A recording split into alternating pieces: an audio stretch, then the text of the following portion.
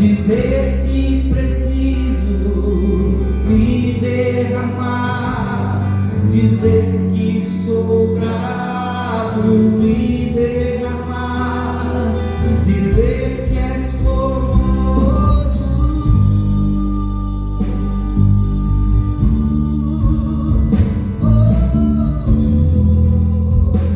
Vamos dizer: eis-me aqui, eis-me aqui, outra vez diante de ti.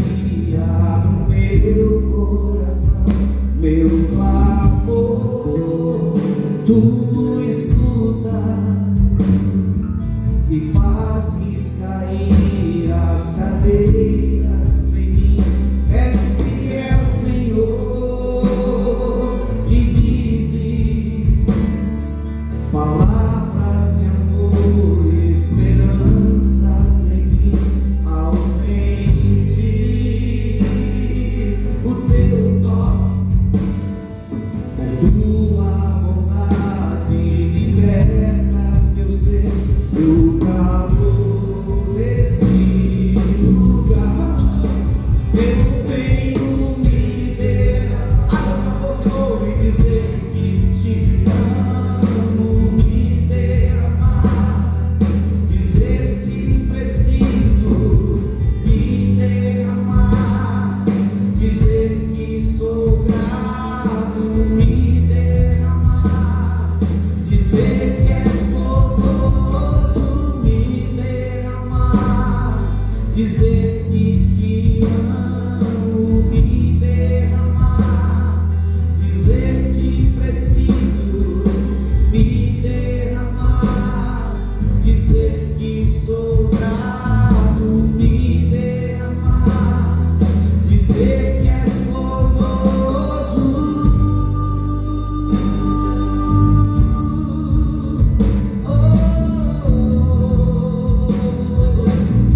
Eis-me aqui, todos. Eis-me aqui. Quero ouvir a tua voz. Outra vez. Isso. Diante de ti. Abro meu. Isso. Meu clamor. Tu escutas e fazes cair as paredes. O que ele é? Diga: és fiel, Senhor, aleluia, e dizes palavras de amor, esperanças em mim. Ausente o teu toque, com tua bondade libertas meu ser do calor desse lugar. E agora, eu venho me derramar, dizer que te amo, me derramar, dizer que nós precisamos de ti, Senhor. Nós precisamos da tua presença.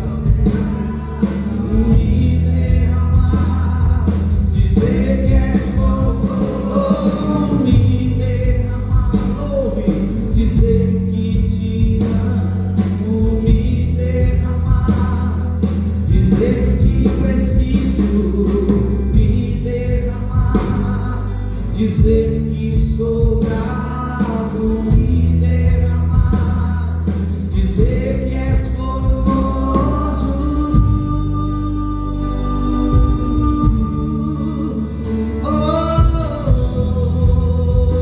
Para encerrar só as nossas vozes, me derramar, dizer que te amo, me derramar, dizer-te preciso me derramar, dizer que sou grato, me derramar, dizer que és formoso. Aplaude o Senhor, bendito é o teu nome, Senhor. Nós queremos adorar o teu nome nesta manhã, Senhor Jesus. Nós vamos cantar a última canção, irmãos. Aleluia.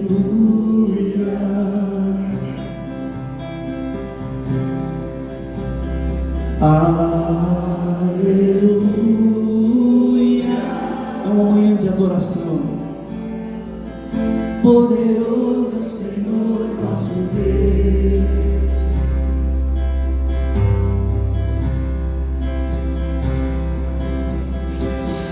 Aleluia.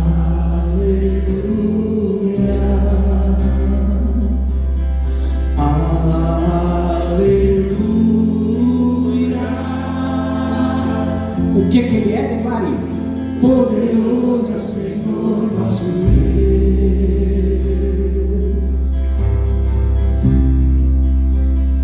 Aleluia. Você pode dizer conosco o que Ele é? Santo.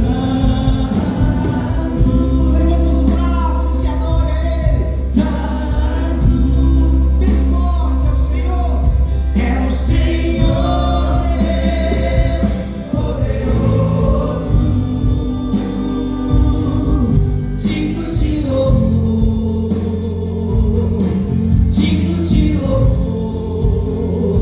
Tu és santo, santo, lindo tu és. É o Senhor Deus poderoso, digno de louvor, digno de louvor.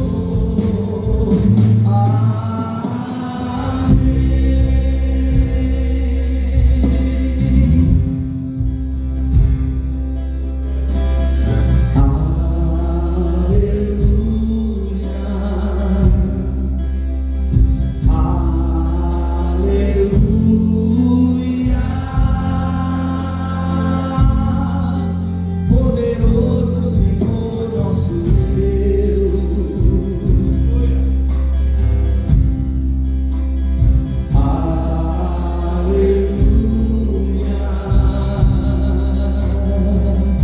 Adore. Aleluia. Quem é que é poderoso, irmãos? Poderoso é o Senhor nosso Deus. Aleluia.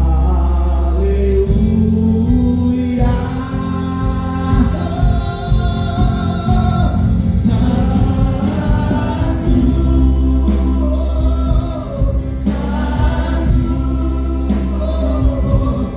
é o Senhor Deus poderoso, digno de louvor, digno de louvor. Tu és santo, santo é o Senhor Deus poderoso, digno de louvor, digno de louvor.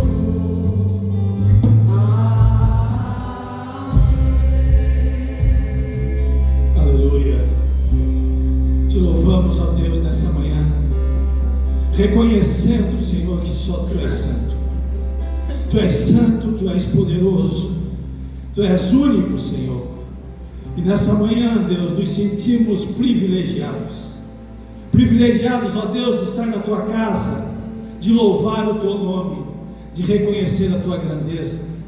Nos sentimos, ó Deus, gratos, Senhor, porque hoje testificamos o Teu amor, Senhor, derramado na cruz. Hoje, Senhor, vamos sentar à Tua mesa. Hoje, Senhor, vamos trazer à memória esse amor incondicional, esse amor, Senhor, que exala, Pai, por toda a humanidade. Esse amor, ó Deus, que nós sentimos nesta manhã, sabendo que Tu és único, soberano. Tu és o início, Tu és o fim, Senhor. É Tu que dá o ponto final em todas as coisas, e por isso nós Te louvamos. Santo é o Teu nome, Senhor. Poderoso é o Teu nome, Senhor. Digno de honra, de glória, de louvor e de toda adoração. Por isso nós levantamos as mãos nesta manhã, Senhor, e dizemos: Santo,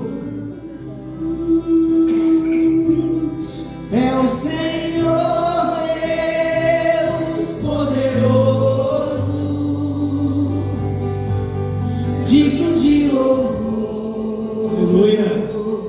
digno de louvor. Tu és santo, é o Senhor Deus poderoso, digno de louvor, digno de louvor.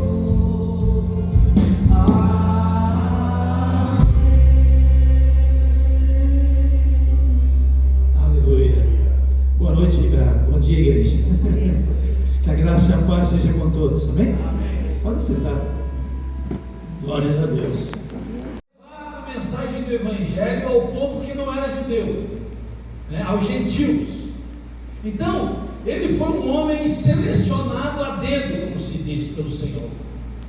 Ele foi um homem que Deus olhou e disse: esse é o homem que eu vou usar para levar o Evangelho, para que o Evangelho saia de Jerusalém, para que ele alcance, né, as extremidades dessa terra. Para nós, se nós fôssemos olhar Saulo antes de virar Paulo, nós diríamos que não seria o homem escolhido. Ele era duro na sua correção, ele era o perseguidor dos cristãos no começo, né? Mas esse homem, ele foi usado por Deus para abrir muitas igrejas, né? Ele saiu em viagens missionárias exatamente para fundar igrejas, para levar o Evangelho de Cristo, né? E lógico que não tinha as condições que tem hoje, né, irmãos? Hoje nós conseguimos administrar muito mais fácil do que Paulo na época, certo? Embora a gente sabe que a conversa olho no olho, ela é sempre mais produtiva do que uma carta, né? E sempre mais produtiva do que um WhatsApp ou um e-mail hoje, certo? Então, eu gostaria que os irmãos abrissem o livro de Coríntios, 1 Coríntios, capítulo 11, e nós vamos abordar esse assunto. Eu abordei esse assunto mês passado, à noite. É lógico que Deus, ele sempre dá um pouco de direção.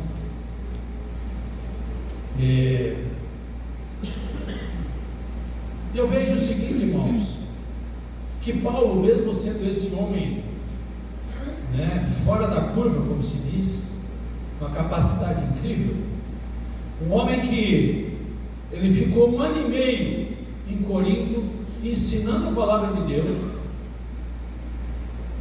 para abrir uma igreja em Corinto. Ele ficou 1 ano e meio, 18 meses, diz a palavra de Deus lá em Atos. Se você for lá em Atos, capítulo 18, vai falar sobre a fundação dessa igreja de Corinto, né? Paulo, ele fica 1 ano e meio, 18 meses naquela cidade, e ele funda, né, esta igreja.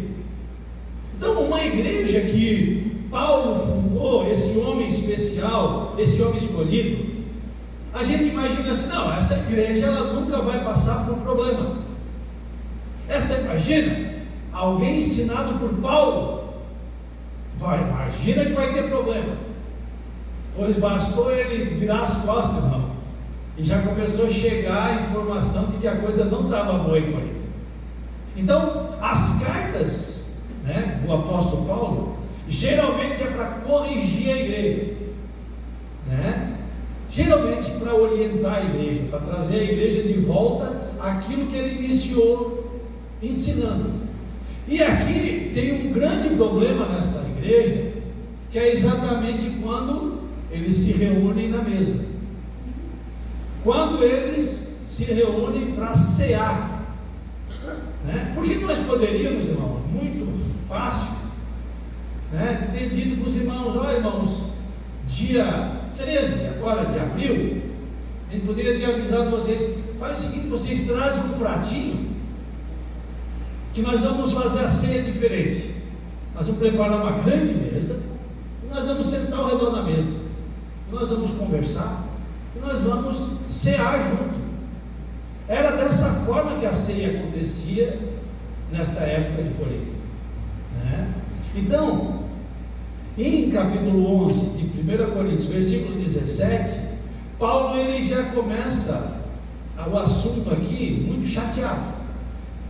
Ele diz assim, nisto porém que vou dizer-vos, eu não vos louvo. Olha, eu não estou nada contente, eu estou chateado, eu estou triste, na realidade eu estou decepcionado com vocês. É isso que ele está dizendo aqui, né? Ele diz, porquanto vos ajuntais não para melhor, senão para pior. Você imagina o Paulo, sabe, dizendo, irmãos, eu fui aí, eu dediquei 1 ano e meio da minha vida, 18 meses eu fiquei aí, eu ensinei a palavra de Deus, e agora o que chega de informação para mim, me deixa decepcionado, sabe? Olha, eu não estou nada contente com o que eu estou sabendo daí, tá?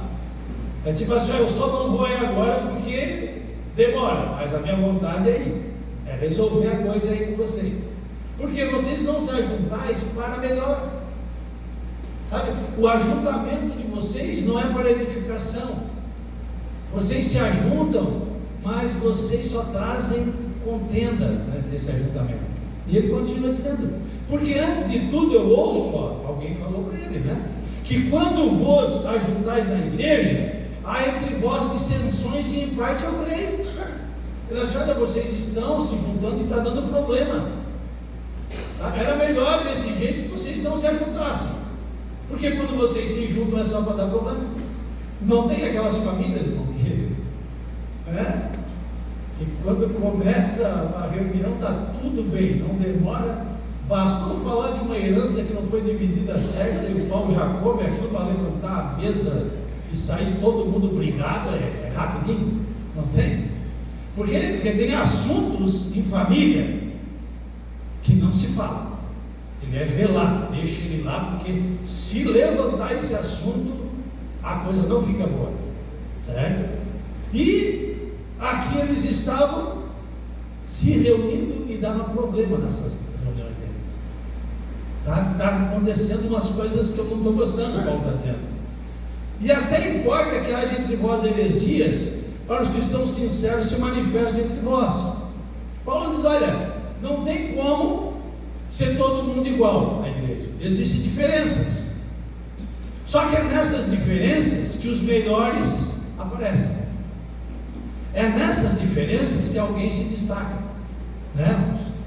Essas diferenças na igreja é que às vezes motivam o pastor a não parar o seu ministério, porque se ele for olhar só para as dissensões dentro da igreja, só para os problemas da igreja, ele abandona o barco, pega a família e sai sem rumo. E Paulo está dizendo, olha, é tanta confusão quando vocês se reúnem, até é bom que alguma coisa aconteça. Por quê? Porque daí a gente consegue identificar aqueles que são melhores, certo?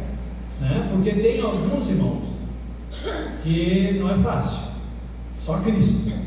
Mas depois também tem alguns assim que enchem o coração do líder de alegria, sabe? E você diz, não vale a pena continuar, né? E aí ele continua aqui, de sorte que quando vos ajuntais num lugar, não é para comer a ceia do Senhor. Então vocês estão confundindo, tá? Vocês estão confundindo. A mesma coisa, né? Se a gente fizesse aqui uma ceia, todo mundo traz um pratinho e a gente se reúne na mesa. Aí não demora, a gente já nem está mais lembrando o porquê estamos sentados à mesa. Qual o motivo de sentarmos à mesa? Assim como hoje, é o culto de ceia. De que forma você veio para a igreja hoje sabendo que era ceia? Qual o propósito? O porquê? É um dia diferente para você? É um dia que realmente chama a tua atenção com relação ao propósito de você estar na casa de Deus e sentar à mesa de Deus, né? Porque senão perde o sentido. Paulo está dizendo aqui, olha, vocês perderam o sentido da ceia, vocês estão apenas se reunindo só pela comida, não é mais para trazer à memória o amor de Cristo, não é mais para que você traga na memória que foi derramado um sangue do Filho de Deus, o único dele, em favor de vocês. E Paulo está muito triste, está chateado, dizendo assim, porque comendo cada um, toma antecipadamente a sua própria ceia, e assim um tem fome e outro embriaga-se. Eles estavam saindo da mesa embriagados, perdeu todo o sentido. É a mesma coisa eu dizer assim: irmãos, traz um prato domingo que vem, vamos ser a mesa. Daí, alguém que tem um pouco mais de condição e um pouco mais de habilidade na cozinha, faz lá um fricassê caprichado. As mulheres sabem o que é fricassê, coisa boa fricassê, certo? Mas aí tem uma ou outra que não tem muita condição, e ela faz um cavaquinho, e nem ovo bota lá, nem sei se vai ovo no cavaquinho, mas enfim. Mas o ovo está tão caro que eu acho que estão evitando botar em qualquer receita, certo? Hoje o ovo já seria um luxo, né? Só que daí na hora de sentar na mesa para comer, aquele que trouxe o fricassê só quer comer do dele, e não é capaz nem de oferecer um pedacinho para aquele que trouxe o cavaquinho. Por quê? Porque ele não tem o amor com o corpo. É tipo farinha pouca, o meu pirão primeiro. Tem um ditado egoísta, um ditado, mas é um ditado que muitas vezes é verdadeiro, certo? E aqui estava acontecendo isso, porque comendo cada um, toma antecipadamente a sua própria ceia. Quer dizer, ele pega aquele prato que ele trouxe, que era para dividir com todos, e não divide, pelo contrário, ele come antes do outro ainda chegar. Tá? Ele come antes, ele não é capaz de esperar um momento da alegria de sentar à mesa. Tá? Ele diz, porque a sua própria ceia, e assim não tem fome, né? Imagina, o que trouxe o cavaquinho não sobrou fricassê, né? Vai sair da mesa com fome. Aí ele continua: não tendes porventura casas para comer e para beber, para poder ter comida em casa? É isso que ele está dizendo. Às vezes, né, irmãos, a gente faz reuniões, né, e parece que o mundo vai cair, né? Você quer tumulto, é você não organizar para os irmãos se servirem, porque parece que 10 minutos vai esperar, a casa vai cair, não é? Parece assim que o céu vai desabar. A gente faz costela aqui, irmão, nós fizemos uma costela agora, e eu falei para o pastor: você compra, você encomenda? Ele: não, pastor, quantos homens? Eu assim: vamos fazer para 80 homens. 80 homens, pastor, 600 gramas de costela, já que vai ter acompanhamento, assim, mas para sobrar, pastor. Irmão, compra para sobrar. Quanto é que dá? 48 quilos de costela. Assim, irmão, compra 55, porque eu conheço o povo. Ele comprou 57 para 80 homens, veio 60, não sobrou um fiapo de costela. Isso quer dizer, irmão, que foi comido 1 quilo de costela por homem, né? Se os outros 20 tivessem vindo, que a gente preparou, ficava com fome. É o que Paulo está dizendo aqui, tá, irmãos? Comem, não se preocupa com o outro, sabe? Não foi o caso desse dia, tá, irmãos? Esse dia a gente serviu mesmo e era à vontade, porque alguns não vieram, certo? Está tudo certo. Mas Paulo está colocando o exemplo exatamente assim, sabe, irmão? Então, e Paulo ele dá aqui uma dica que hoje vale, tá, irmão, essa dica. Se você hoje, irmão, você for convidado para um casamento, certo? Tem gente que vai no casamento nem almoça, né? Não, irmão, toma um café antes de sair de casa. Se você vai numa reunião que tem refeição, come umas bolachinhas em casa, leva um iogurtezinho na bolsa, alguma coisa, para que chegar na hora de você sentar à mesa, não cause escândalo. Porque é isso que Paulo está dizendo aqui, vocês estão fora da casinha, sabe? Na hora de que libera a comida, vocês não esperam por ninguém, sabe? Ele diz assim, não tendes porventura casas para comer e para beber? Mas você não tem casa? A reunião aqui é uma reunião de amor, é uma reunião para afinar os laços, para se aproximar, é a reunião do corpo de Cristo. Existe um porquê de estarmos reunidos, né? Ou desprezais a igreja de Deus e envergonhais o que nada tem? Olha só, né? Que vos direi? Louvar-vos-ei? Nisso eu não vos louvo. Se vocês querem elogio por causa disso, não. Isso aí eu estou decepcionado com vocês.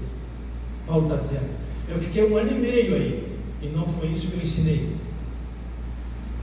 Vocês estão totalmente fora daquilo que eu tenho ensinado para vocês, sabe? Então, qual é o propósito de nós hoje, no século 21, 2000 anos depois desse fato? Qual o propósito de nós virmos na casa do Senhor, que nós elegemos o segundo domingo do mês? Qual o propósito? Qual o propósito que eu venho na casa de Deus no dia de ceia para me assentar na mesa do Senhor? Qual é o propósito? Porque às vezes, irmão, é o propósito que está diferente. Mudou o sentido, sabe? Mudou o sentido, sabe? É tipo assim, eu não estou falando de comida, Paulo está dizendo, sabe? A comida é só um detalhe, vocês só estão me escandalizando na forma de comer. Eu quero saber o sentido no teu coração, tá? Qual o sentido de você sentar à mesa de Deus, né?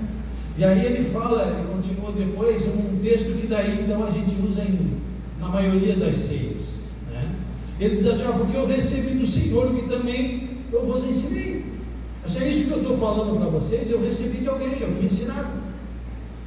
Que o Senhor, na noite em que foi traído, ele tomou o pão, e tendo dado graças, o partiu e disse, tomai e comei, isto é o meu corpo que é partido por vós, fazei isto em memória de mim, né? Então, antes do Senhor começar a ceia com os seus discípulos,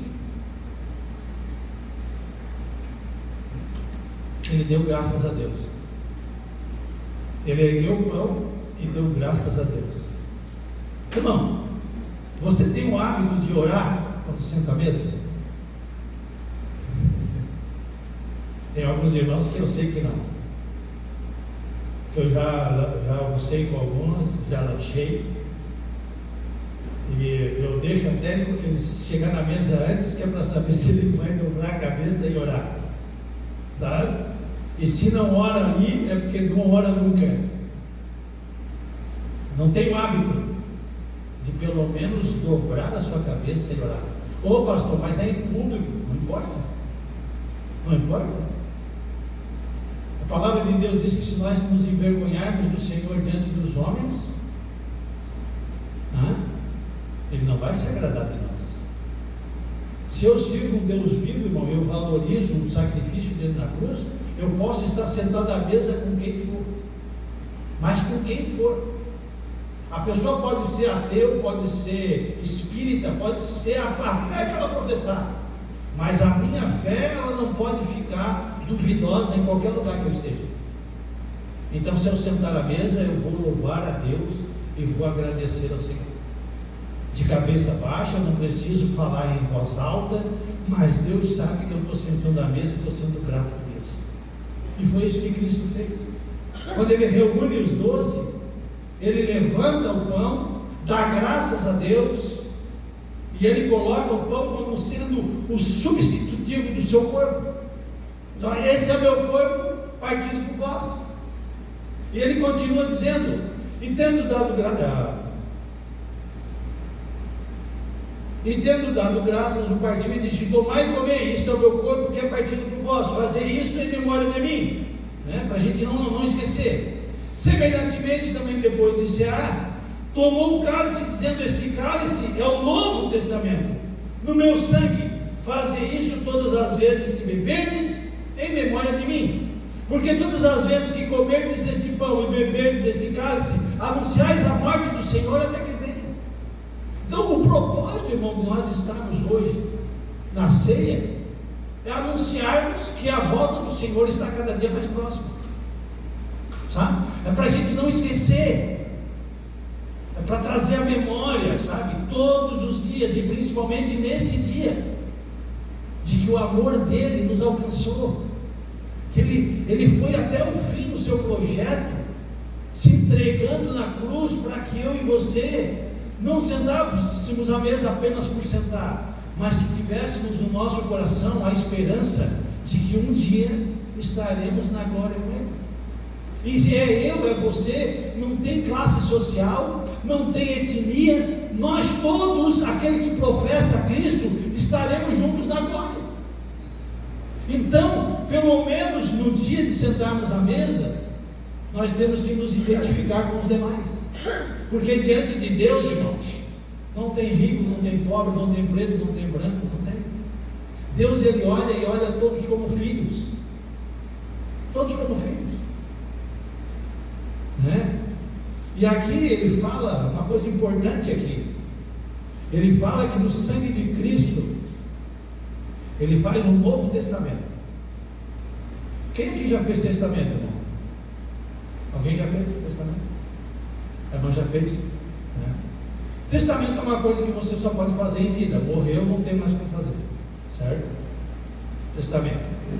Se você morrer e não deixou o testamento, o que você tem vai para o inventário, e aí você não tem mais escolha, a sua vontade não é mais colocada em pauta no inventário. Aí é a lei que determina, certo? Eu morro hoje, eu morrendo, então eu tenho a metade, certo? Então o meu carro ali, eu sou dono da metade, a outra metade é de quem? É da minha esposa. Então se ela está viva, vai fazer inventário só da minha parte, é eu que morri, a parte dela não, fica intacta. A minha parte vai ser dividida para meus filhos, certo? Só que em vida, se eu quiser hoje, eu posso pegar a minha metade e deixar um testamento, onde a metade da minha metade, eu posso deixar até para o meu gato, se eu quiser, que eu nem tenho, não tenho gato, não tenho cachorro, mas eu posso deixar para um funcionário que foi fiel, eu posso deixar para a igreja, se vocês quiserem, fiquem à vontade, eu posso deixar para um parente, eu posso deixar a metade da minha metade, eu posso deixar para quem eu quiser, desde que eu faça por escrito enquanto eu estiver vivo. Até aqui, irmãos, quem é herdeiro das coisas de Deus? Só o povo de Deus, que era o povo judeu. Quando Jesus ele faz esse Novo Testamento, o que ele faz? Como ele está vivo, e vivo até hoje, ele pega e redige o Novo Testamento. Só, até aqui, só esse povo lá tinha direito à herança, agora não. O Novo Testamento diz o seguinte: todo aquele que confessa Cristo como Senhor, que foi redimido no seu sangue na cruz, tem direito à sua herança. É isso que ele está dizendo. Então por isso que nós hoje, nós podemos sentar à mesa do Senhor como herdeiros do Senhor, sabe? Nós temos parte, nós fizemos parte da herança do Senhor, tá? Então se você não fez testamento ainda, o que fazer? Faça enquanto está vivo, porque depois, vocês sabem que herança tem um grande significado, eu já falei aqui, né? Herança é algo que o morto deixa para os vivos se matar, né? Geralmente é isso, né? Eu trabalho com imóvel, eu sei o que estou falando. Eu já vi brigas incríveis nas famílias por causa de pouca coisa, e geralmente quem mais briga é o que mais tem. É incrível, né? E aí ele continua dizendo assim, ó: portanto, qualquer que comer este pão ou beber o cálice do Senhor indignamente, será culpado do corpo e do sangue do Senhor. Examine-se, pois, o homem a si mesmo, e assim coma deste pão e beba deste cálice. Quem é que pode sentar à mesa do Senhor, irmão? Sou eu, como pastor, que vou dizer? Sou eu? Não. Pastor Douglas? Não. Pastor Celinho? Não. Nem o pastor pode dizer se você pode cear ou não. A palavra de Deus ela é muito clara. Ela diz aqui, ó, examine-se, pois, o homem a si mesmo. É você que tem que se examinar. Você sabe se você realmente tem um coração arrependido, perdoador, e você pode sentar à mesa do Senhor. É você que sabe se você se identifica com o sangue de Cristo e com o seu amor expresso na cruz. Não sou eu. Nós, irmãos, a gente orienta a palavra de Deus. Nós ensinamos aquilo que aprendemos, aquilo que nos é revelado. Mas eu não vou chegar hoje e dizer: ô irmão Edson, você não vai sentar à mesa. Passei lá no bar, daí vi você lá, tornando carne. Ele nem vai em bar, a maioria não vai. Não sou eu. Ô irmão Edson, olha, você sou umas coisas aí, você não pode ser. Sou eu que vou dizer? Não. Ele tem que ser maduro na fé o suficiente. Desculpa, eu estava usando você também. Maduro o suficiente para ele decidir se ele senta mesmo ou não. Porque o que diz aqui em seguida? Porque o que come e bebe indignamente, come e bebe para a sua própria condenação, não discernindo o corpo do Senhor. Se nós não somos dignos de sentar, isso eu não estou falando, irmão, de você ter pecado hoje. Eu estou falando de você manter uma vida pecaminosa. Eu estou falando de você saber o que você está cometendo errado e continua cometendo errado. Porque eu já soube e já presenciei pessoas que pegavam e sentavam à mesa do Senhor aqui e saíam porta fora, a amante estava esperando para dar carona. Entende? Isso é tomar indignamente. Isso é sentar na mesa indignamente. Isso é não discernir o corpo. É você não ter consciência do que é sentar na mesa do Senhor. Porque quando você senta à mesa do Senhor, você está reconhecendo o sangue de Cristo na sua vida. Sabe? Isso é discernir o corpo. É saber o motivo de você estar sentando à mesa. E ele continua indo um pouquinho mais. Por causa disso, há entre vós muito fracos e doentes, e muitos dormem. Vem maldição sobre a vida da pessoa. Pode vir morte, doença. E aqui não está sendo falado para colocar medo. É só para nós entendermos que nós temos que ser maduros na fé e no conhecimento da palavra de Deus, para saber se nós somos filhos de Deus. Nós temos que nos comportar como filhos de Deus, né? E diz assim, porque se nós não julgássemos a nós mesmos, não seríamos julgados. Eu dou um monte de desculpa para minhas atitudes. Você não dá? Para tudo nós temos uma desculpa. Para tudo nós temos uma forma de sairmos pela tangente. Mas quando nós vamos para a palavra de Deus e deixamos a palavra de Deus nos corrigir, aí é que aparecem os nossos erros.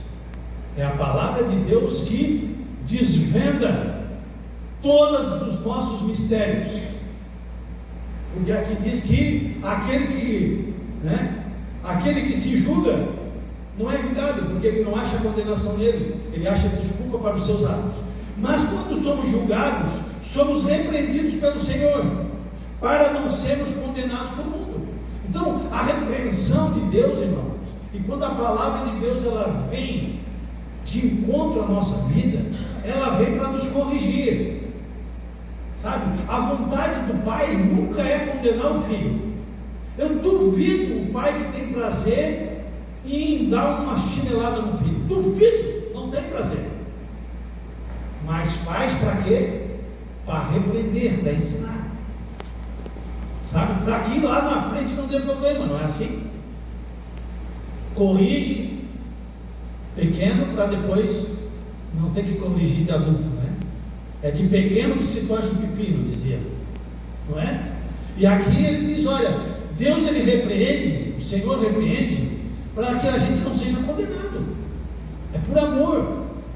Sabe, irmão? A palavra de Deus, quando você vier na casa do Senhor, ou você abrir ela em casa, por mais dura que ela seja, ela é de amor. É para que a gente não seja condenado. É para nos trazer a memória.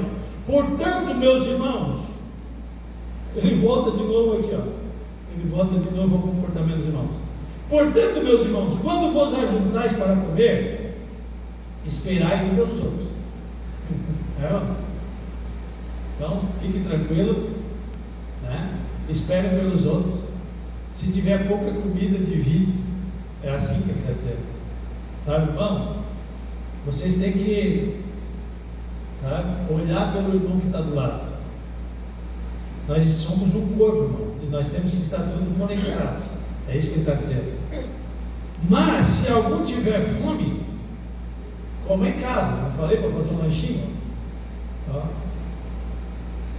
Para que vos não ajunteis para a condenação, quando as demais coisas ordená-las-ei quando for ter convosco. Assim, ó, tem mais coisa para nós resolver, mas isso nós vamos resolver pessoalmente. Tá bom, meu querido? Eu não sei como é que você está, sabe? E se você está disposto a sentar à mesa do Senhor. Eu não sei quanto tempo você não senta à mesa do Senhor. Eu não sei nada do que você é, assim como você não sabe nada de mim.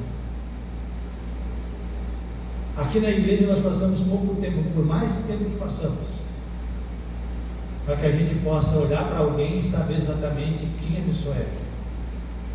Só que tem uma coisa, irmãos. A palavra de Deus diz que Deus ele escrutina, ele esquadrinha o nosso coração e a nossa mente. Quando fala em esquadrinhar, vocês lembram quando na escola a gente aprendia a fazer um desenho maior, ao menos, sabe? Lembra? A professora ela dava uma figurinha e você fazia riscos horizontais, riscos verticais e ficava quadradinho, tudo quadrinho, certo? Você ia numa folha em branco e fazia a mesma quantidade de quadrinho daqui da figurinha, você fazia lá, só que maiores. E para você saber como fazer, você esquecia todos os outros quadrinhos, você se concentrava apenas num pequenininho daquele, e você fazia o risco daquele, tudo que estava dentro daquele quadrinho menor. Assim é Deus quando Ele esquadrinha o nosso coração. Ele pega vários quadrinhos e aí Ele examina quadrinho por quadrinho para saber aquilo que não está de acordo com a sua palavra. Então que hoje, nessa manhã, nós possamos deixar Ele fazer isso em nós, esquadrinhar nossa mente, nosso coração. E se nós não estivermos de acordo, que a gente possa reconhecer isso. O que mais o pai quer é que o filho se arrependa e reconheça. Tem coisa mais gostosa do que você falar com o filho, mostrando para ele que aquilo não é certo e ele reconhecer isso. Não tem coisa melhor. Assim é Deus para conosco nessa manhã. Que você possa olhar para a tua vida, comparar ela com as coisas de Deus e assumir nessa manhã de que aquilo que não agrada ao Senhor você está deixando para trás, e que você vai ser de hoje em diante uma nova criatura em Cristo. Você vai sentar à mesa de Deus com prazer e será bem recebido pelo Senhor. É o pastor que vai dizer? Não, é você com Deus. Amém? Incline a tua cabeça e feche os teus olhos. Senhor, eis aqui o teu povo, Senhor. Um povo que tem buscado em Ti aprendizado. Um povo que tem buscado na Tua palavra, Senhor, ensinamentos para andar na Tua presença. E se até hoje, Senhor, nós não valorizamos o sentar à Tua mesa, nesta manhã, Senhor, nós queremos Te pedir perdão. Perdão às vezes, Senhor, que fomos negligentes com a verdade, negligentes com aquilo que já aprendemos. Assim como esses irmãos em Corinto, Senhor, assim como esses irmãos estavam se desviando do propósito, muitas vezes nós nos desviamos desse propósito. Nós sentamos à Tua mesa apenas por sentar, Senhor, não reconhecendo o Teu amor incondicional para conosco. Nos perdoa, Senhor. Perdoa-nos, ó Deus. Perdoa-nos, ó Senhor. Aleluia. Santo, santo é o nome do Senhor.